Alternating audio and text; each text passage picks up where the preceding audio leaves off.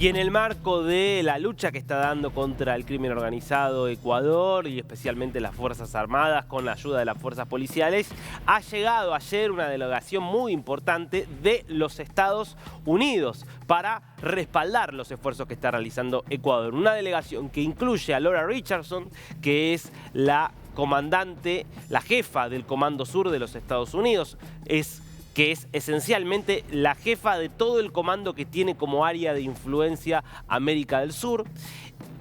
Tiene también la presencia de esta delegación que va a estar hasta pasado mañana en territorio ecuatoriano a Chris Dodd, asesor especial para América Latina del presidente Biden. Ahí los podemos ver reunidos. Esta es Laura Richardson, primero antes reunidos junto a Chris Dodd con el presidente Daniel Noboa, también con otros mandos militares en la primera parte de los encuentros. Este es Chris Dodd, en la primera parte de los encuentros que han mantenido. Insisto, esta gira se va a extender hasta pasado mañana y acá hay un objetivo claro que es aumentar la cooperación militar en entrenamiento, en equipamiento, en armamento. De esto ya había estado hablando el presidente de Ecuador, Daniel Noboa, que había adelantado justamente que Ecuador recibiría ayuda de los Estados Unidos. Escuchémoslo a Noboa hablando del tema. Teníamos todo en contra, pero estamos ganando esta batalla. Las muertes violentas han pasado de 38 diarias a 6 por día. La meta es la paz. La meta es ver a nuestros niños y jóvenes caminar sin miedo en los parques y las plazas. Los tiempos de indecisiones y ambigüedades han terminado. Bueno, de todos estos temas estaremos conversando con el coronel Mario Pazmiño, que es consultor internacional en temas de seguridad y defensa y docente de posgrado en la UNIANDES y se encuentra en Quito, Ecuador. Coronel, ¿cómo le va? Lo saluda aquí Darío Misraji. Darío, muy buenos días. Un cordial saludo para los televidentes y escucha este prestigioso medio de comunicación. ¿Qué puede aportarle Estados Unidos a Ecuador? Básicamente lo que puede aportar Estados Unidos a Ecuador es en tres grandes áreas. Lo primero, el tema tecnológico. Segundo, logística para combatir el tema de terrorismo urbano. Y el tercer elemento es pues inteligencia.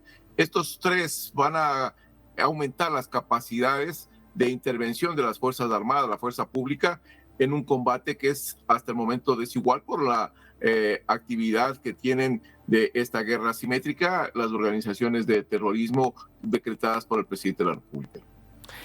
Esta cooperación, ¿ve usted, Mario, que puede tener un impacto en lo inmediato o hay que pensarlo más como algo que bueno, que de a poco irá llegando esta ayuda y que por ahí recién estaremos viendo quizás el año que viene? ¿Cómo lo ve eso?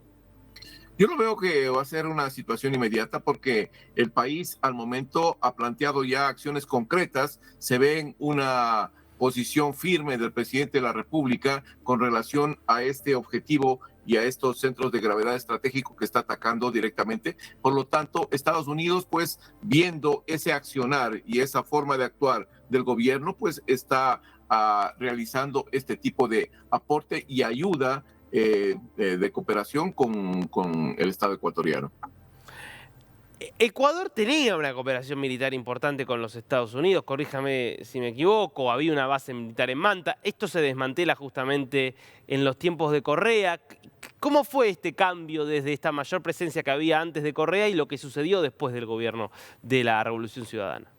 Bueno, una mala decisión política, una mala decisión del gobierno en ese tiempo del presidente Correa, de pensar que había una usurpación de la soberanía nacional. Eso es lo que se le vendió a la población. Pero lo que no se le dijo nunca es que había un acuerdo entre bastidores, entre el secretariado de las FARC y gran parte de esta estructura gubernamental, que la base de Manta, así se denominaba, pues estaba dificultando el traqueteo de droga al contexto internacional. Por lo tanto, era necesario sacarlo y eso fue parte de los acuerdos. Así lo dice un testigo protegido que está bajo el control de la Fiscalía de Colombia y que dice claramente que hubo acuerdos económicos entre el secretario de las FARC y el gobierno para campañas políticas. Y eso fue uno de los elementos que originaron y generaron la salida de la base de Manta.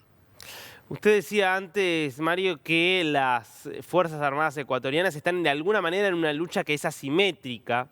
¿Qué es lo que más les está faltando hoy para poder afrontar la guerra contra el crimen organizado? Bueno, básicamente lo que creo yo que es una fusión de los sistemas de inteligencia. Los sistemas de inteligencia están operando pues cada uno institucionalmente. Hay que fusionarlos para que tengan una visión de cooperación integral, por un lado. Por otro lado, creo yo que el equipamiento, armamento, vehículos que sean para combate táctico en ciudades, es importante porque la mayoría del armamento y equipamiento está para otro tipo de conflictos, no el conflicto interno. Por lo tanto, se necesita este tipo de herramientas, si cabe el término decirlo así, y este tipo de equipamiento para poder pues, equiparar fuerzas con el crimen organizado. ¿Qué está viendo de de las llamas de una semana que ha transcurrido desde que el presidente decretó el conflicto interno y las Fuerzas Armadas empezaron ya a tener un papel activo en las operaciones militares en contra de los terroristas? Bueno, lo que estamos viendo al momento son un total de 36.000 operaciones realizadas en menos de 10 días a nivel nacional, que dejan un resultado de 3.600 personas detenidas, de entre las cuales cerca de 360, 370 vinculadas al tema de terrorismo y que están siendo procesadas al momento. Se han hecho incautaciones nunca antes vistas en el país. El día, 2 días atrás, un día atrás, pues se acaba de incautar en Vinces, una ciudad cerca del litoral ecuatoriano, 22 toneladas de cocaína en unas caletas. En un operativo sine qua non, se han capturado un sumergible, solo en estos 10 días, un sumergible con 3 toneladas de cocaína, se han capturado lanchas rápidas que iban a contaminar carga en alta mar, también con 1 o 2 toneladas. Entonces, en un periodo de tiempo de 10 días, con este estado de conflicto armado interno, pues toda la institución militar y policial se han puesto a trabajar en beneficio del Estado y atacando las 3 grandes centros de gravedad. En este caso, pues la una es indudablemente las organizaciones terroristas, la otra, como había manifestado, la economía que se genera a través de esa, y la tercera es el tema de justicia. Habríamos bueno, en el marco de estas operaciones también estaba el tema con el que abríamos el programa, que es la detención y ya el traslado a Colombia de alias El Gringo, líder del Frente Oliver Sinisterra de las disidencias de la FARC. Y quiero atar esto con lo que usted comentaba antes de estas denuncias de acuerdos entre el gobierno de Correa y la FARC. ¿Qué grado de penetración han tenido y siguen teniendo, por lo que se ve acá, la FARC y posteriormente sus disidencias en territorio ecuatoriano? Bueno, es importante el nivel de penetración porque recuerde que el 75% de la producción de cocaína desborda hacia territorio ecuatoriano. Por lo tanto, esto implica que grupos disidentes u otros grupos de terrorismo y de narcotráfico colombianos, pues trasladen también su influencia directa hacia las provincias del cordón fronterizo. Y luego, pues esto irradia indudablemente hacia las diferentes megabandas existentes a nivel nacional. O sea, es, yo diría, una metástasis que se genera desde Colombia y que va contaminando gran parte de la geografía ecuatoriana. Eso es lo que tenemos y por lo tanto estas pequeñas organizaciones no solo se dedican al tema narcotráfico, están vinculadas en lo que es tráfico de armas, minería ilegal, por citar algunas de esas. Están vinculados también con el tema migratorio, pues ahí hacen un negocio perverso con las personas que están tratando de migrar, especialmente las de la gente venezolana.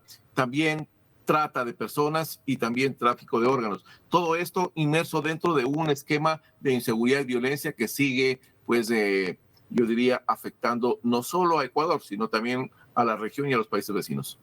Es evidente que aquí es fundamental una cooperación entre Ecuador y Colombia, porque si usted está diciendo que el 75% de la droga colombiana sale por Ecuador, sin cooperación es muy difícil. ¿Cómo ve ahí ese intercambio? ¿Cómo ve ahí también el papel que está teniendo Colombia desde la llegada de Gustavo Petro, que como sabemos marca una ruptura en muchos sentidos con los gobiernos anteriores?